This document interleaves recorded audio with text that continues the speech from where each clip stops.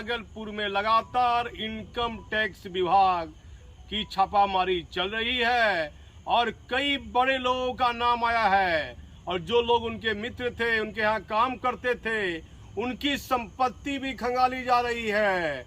लेकिन देश में बैठी जांच एजेंसी यदि हमारा चैनल देख रही है तो कई महत्वपूर्ण सवाल है। अभी आप देखिए, महागठबंधन की सरकार बनी है और लगातार कई बड़े नेता कह रहे हैं कि बीजेपी के प्रेशर में ईडी और सीबीआई का इस्तेमाल किया जा रहा है।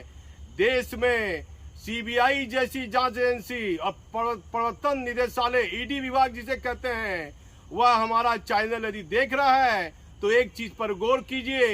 यदि कोई व्यक्ति कोरोना महामारी के बाद 2 साल लगातार कोरोना महामारी से लोग किसी न किसी रूप में मानसिक रूप में प्रताड़ित रहे, आर्थिक रूप में लोग कमजोर होते चले गए, लेकिन कुछ कई बिहार के नहीं पूरे देश में कई शहरी क्षेत्र में कुछ ऐसे बड़े सफेदपोश जिसके दरमान के नाम पर 2 करोड़ रुपए की संपत्ति है, उसके दोस्त के नाम पर 17 करोड़ रुपए की संपत्ति है, उसके आस पास रहने वाले कई लोगों के नाम पर अलग अलग क्षेत्र में वह जमीन खरीदकर मॉल बना रहा है, कॉम्प्लेक्स बना रहा है।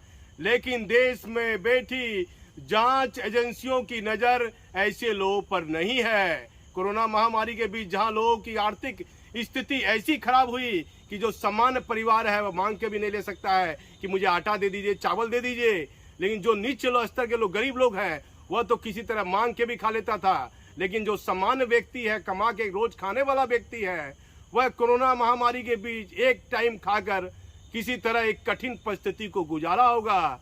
इस बातों का कहने का उल्लेख हमारा यह है कि देश में अभी बिहार में कई जिले ऐसे हैं, बांका में देख लीजिए कई फर्जी पुलिस वाले पकड़ाए।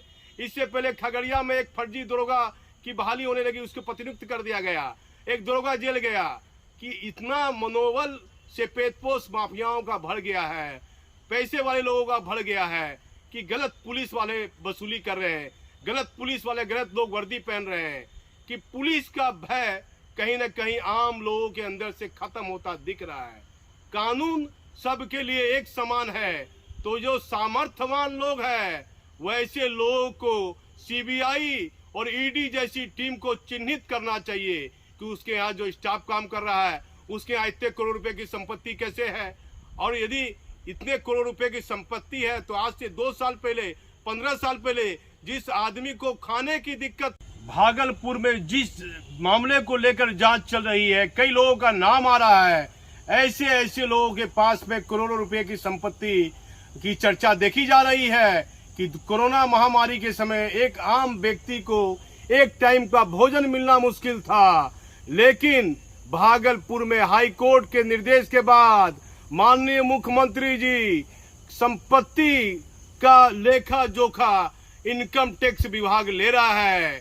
एक व्यक्ति जिसका नाम विजय यादव बताया जाता है, उसके पिता वर्षों पहले टेम्पू चलाते थे, अचानक कोरोना महामारी के बीच आम लोगों को मदद करते दिखते चला गया।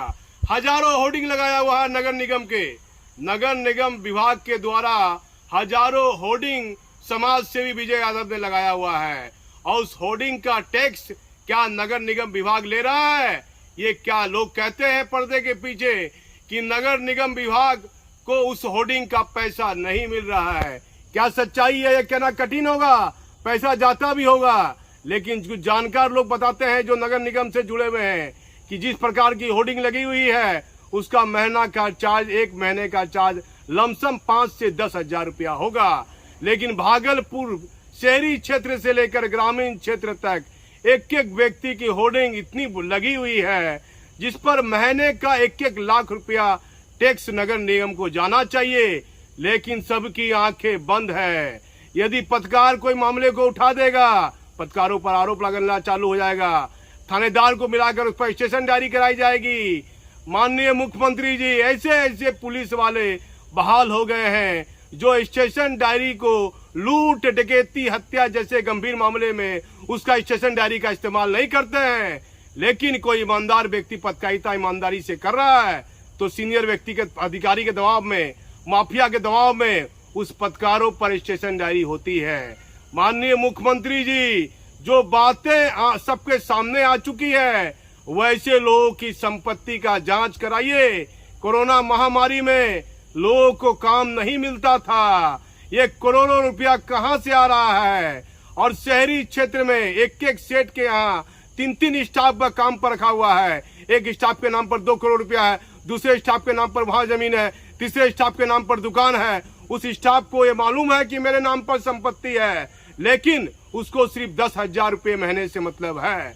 उसको मालूम है कि मेरे नाम का इस्तेमाल मेरा मालिक कर रहा है, मेरे नाम पर रजिस्ट्री है, मेरे नाम पर संपत्ति है, लेकिन ये संपत्ति मेरी नहीं है। ऐसे लोगों को चिन्हित कर उनका भय दिखेगा ऐसे माफियाओं के अंदर में। नहीं तो हर मोहल्ले में, हर गली में एक जमीन का ब्रोकर खड़ा है, एक जमीन के पीछे 5-5 लोग लगे हुए हैं कि मैं आपको ले जा रहा हूँ, ये जमीन आप ले लीजिए, मेरे संपर्क में मालिक है, और उस जमीन का दाम 5 तरह से लोग बोल रहे हैं। ऐसे लोगों को चिन्हित करने की आवश्यकता है, जो कई गंभीर मामले में जो है जिन पर केस दर्ज है और जो जमीन के कारोबार से जुड़े हुए हैं।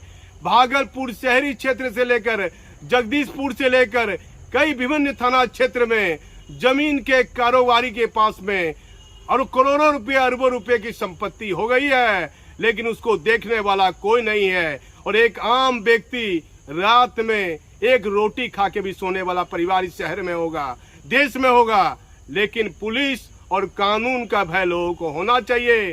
हाई कोर्ट के आदेश के बाद भागलपुर में इनकम टैक्स विभाग ने उप महापौर राजेश वर्मा के यहाँ छापेमारी दिन भर की। राजेश वर्मा को लेकर कई तरह की चर्चाएं हो रही है, कुछ लोग इसे राजनीतिक जोड़ के भी देख रहे हैं। और विजय यादव के बारे में लोग कहा है कि भाई यहाँ कालीन बिछा दिया, बोलबम जा रहा है, कावड़िया जा रहा है, यहाँ पानी का लगा दिया, यहाँ वो लगा दिया, लेकिन कहां से इतनी संपत्ति आई और ये संपत्ति अर्जित करने का वह तरीका क्या था? क्या इनकम टैक्स विभाग इसकी जांच कर पाएगा? दूसरी अहम खबर हमारे पास में है, सृजन घोटाले के संबंध में ईडी विभाग, प्रवर्तन निदेशालय कई गंभीर मामलों की जांच करने के लिए 5 सदस्यीय टीम भागलपुर पहुंच चुकी है, जिसमें बताया जाता है कि एक अधिकारी ईडी विभाग का दिल्ली का है, 4 लोग जो है पटना से हैं, एक ड्राइवर है, कुल 6 लोग हैं। और इस कई गंभीर मामले की सृजन से जुड़े कई गंभीर जिनके पास संपत्ति है उसका पता लगा रहे हैं और इस कई लोगों से पूछताछ किए हैं। इससे पहले बताया जाता है ईडी विभाग ने रजनी प्रिया और अमित कुमार के ड्राइवर से लंबी पूछताछ की थी।